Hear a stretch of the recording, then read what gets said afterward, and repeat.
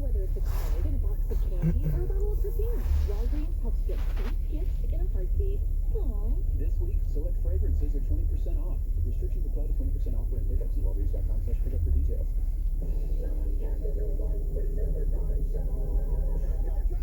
The Capital One Quicksilver card is simple. No need for Don't be sad. With Quicksilver, you earn unlimited 1.5% cash back. Hi, how are you today? Good. I'm not sure what I want yet. Would you like a moment? Yes, please. Alright.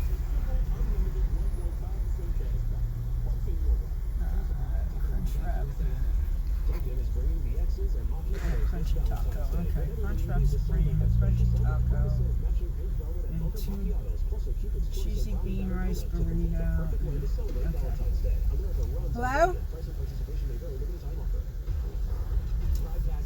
What can I help you with? All right. Can I have a number 4? What was the drink you had? I pushed I'll have a blue raspberry freeze. And can I have a beef burrito and a cheesy bean and rice burrito? a beef burrito and cheesy bean and rice. Yes. Okay. That's it. Any sauce in there? Not have any album? No, we're fine. Alright. So we 1070 first one. Thank you.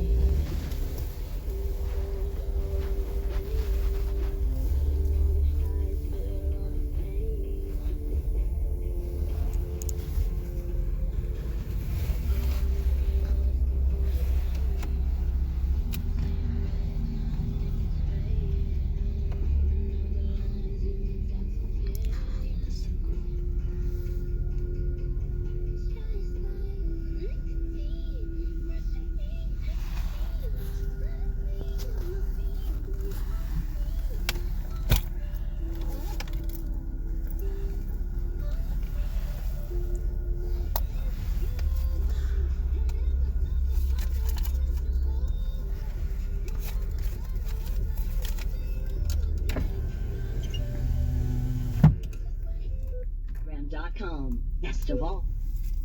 My hope is that they are moved by the country's response to this, because it's in their best political interest if they want to look at it through that lens, to be moved by that. You know, and I keep thinking Claire McCaskill has accurately described this as domestic terrorism, and that is what the Department of Homeland Security has warned us to be on the watch for, that we have a heightened risk of that through the end of April.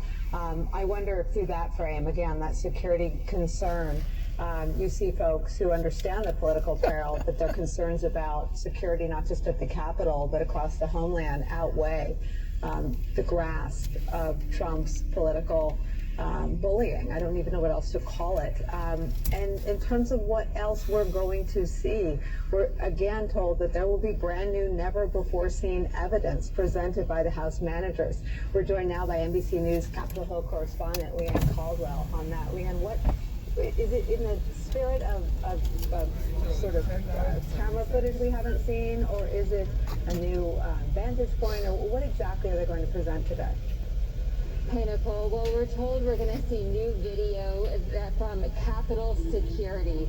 So this is law enforcement video that we have not seen, the public has not seen.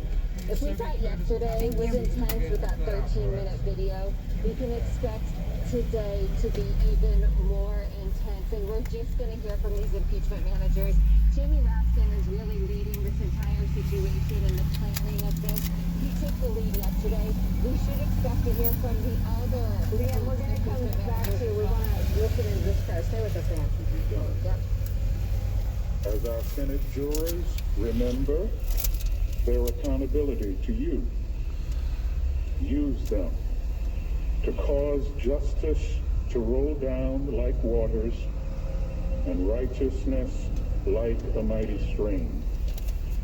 Lord, during this impeachment trial, give our lawmakers the gift of discernment so that they will know truth from falsehood. Inspire them to commit their thoughts. That's something different. Decisions to you.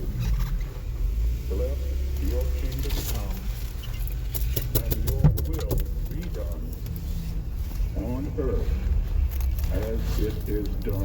in heaven. We pray in your Worship. name. Amen.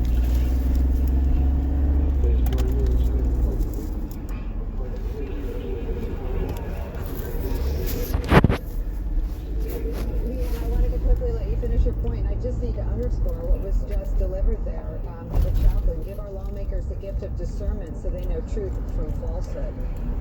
That's absolutely right. Gary Black is always very good at his opening prayer and tying it to the moment that is before the Senate. He did that once again. But what I was saying before is we're going to hear from the rest of the impeachment managers, including Joaquin Castro of Texas, who could play a very big role today. Nicole Stern.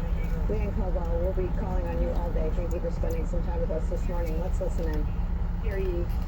All persons are commanded to keep silence on pain of imprisonment while the Senate of the United States is sitting for the trial of the article of impeachment against Donald John Trump, former President of the United States.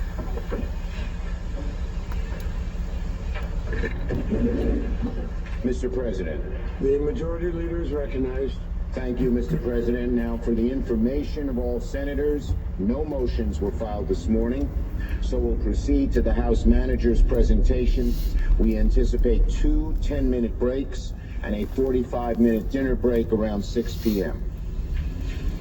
In pursuant to the provisions of Senate Resolution 47, the managers for the House of Representatives have 16 hours to make the presentation of the case. The Senate will now hear you, and we recognize Mr. Manager Raskin to begin the presentation of the case for the House of Representatives. Mr. Raskin. Thank you very much, Mr. President, members of the Senate. Good morning, good day. Now some people think this trial is a contest of lawyers, or even worse, a competition between political parties. It's neither. It's a moment of truth for America. My late father, Marcus Raskin, once wrote, "Democracy needs a ground to stand upon, and that ground is the truth."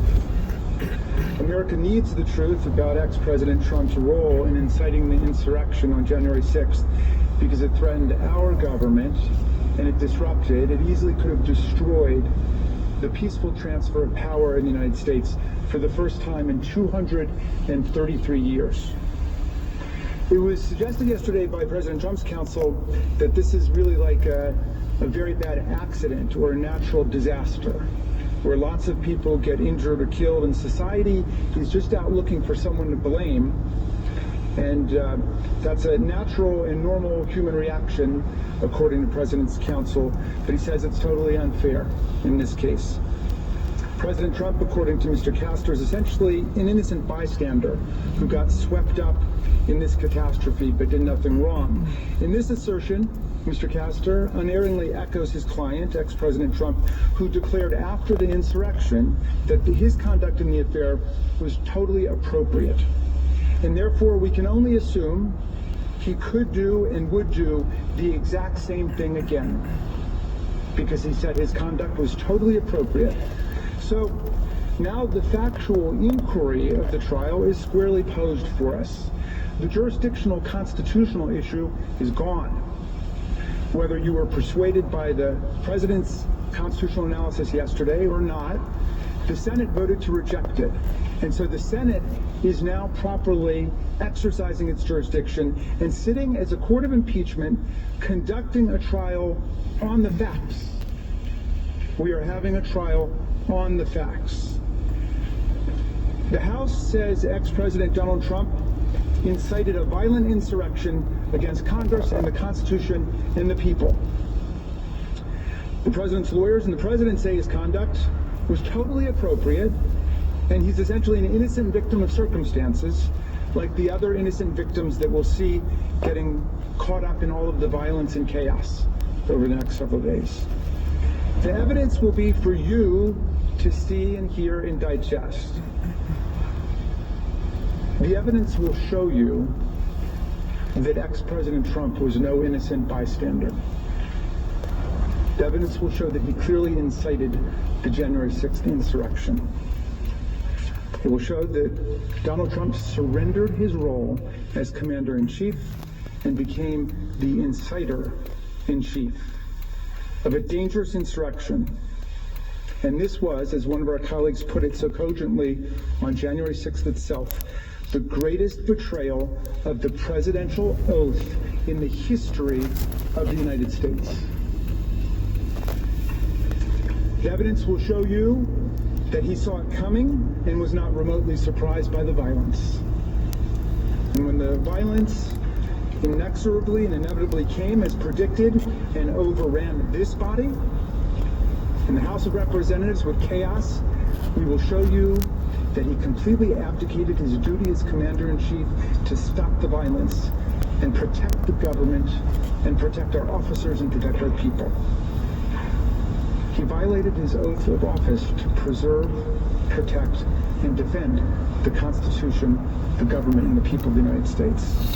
The evidence will show you that he assembled, inflamed, and incited his followers to descend upon the Capitol to stop the steal, to block Vice President Pence and Congress from finalizing his opponent's election victory over him. It will show that he had been warned that these followers were prepared for a violent attack, targeting us at the Capitol through media reports, law enforcement reports, and even arrests. In short, we will prove that the impeached president was no innocent bystander, whose conduct was totally appropriate and should be a standard for future presidents, but that he incited this attack, and he saw it coming. To us, it may have felt like chaos and madness, but there was method in the madness that day. This was an organized attack on the counting of the Electoral College votes in joint session of the United States Congress under the 12th Amendment and under the Electoral Count Act to prevent Vice President Mike Pence and to prevent us from counting sufficient Electoral College votes to certify Joe Biden's victory of 306 to 232 I shot pretty good last in night. the Electoral College. A margin that President Trump had declared a landslide in 2016. So When since my I'm colleague already Mr. going to bed Naboo here speaks out for early me, at night, he will set forth in detail because I the want to exact start off in roadmap the of morning, all the do evidence in the whatever I case. want. My fellow House managers and I will then take you through that evidence step by step so everyone can see on exactly my how these events games, unfolded. wherever I want, But I want to early tell in the you a few morning. key reasons right now that So I we just know want this to case make is a not new about day blaming out an of innocent it. bystander That's why for I the horrific wanted to go violence to and harm bed that took early place at night. on January 6th. That's always a good thing, though. This is about holding accountable the person singularly responsible for inciting Jeannie the will attack. be here tomorrow. Let's start with Okay. December 12th. You will see during this trial a man who praised and encouraged and cultivated violence. We have just begun to fight, he says, more than a month after the election has taken place. And it worked. And that's before the second When you Million did MAGA that, March, it's a all rally that worked. ended in serious violence and even the burning of a church. And as the president forecast, it was only the beginning. On December 19th, 18 days before January 6th, Yeah, I'm he told starting his to base record about where myself the on my battle YouTube channel would be, that they just would fight now. next. January 6th would be wild, he promised. Be there. It feel will like be it. wild, said the President of the United States No of reason. America. And that, too, turned out to be true. You'll see in the days that followed, Donald Trump continued to aggressively promote Sometimes I get bored January 6th not doing it. to his followers.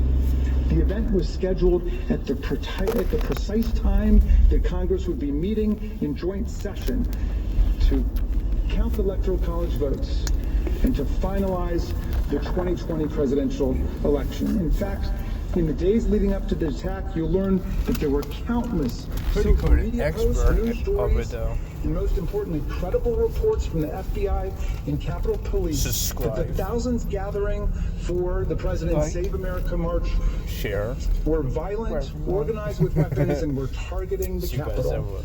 This mob got organized so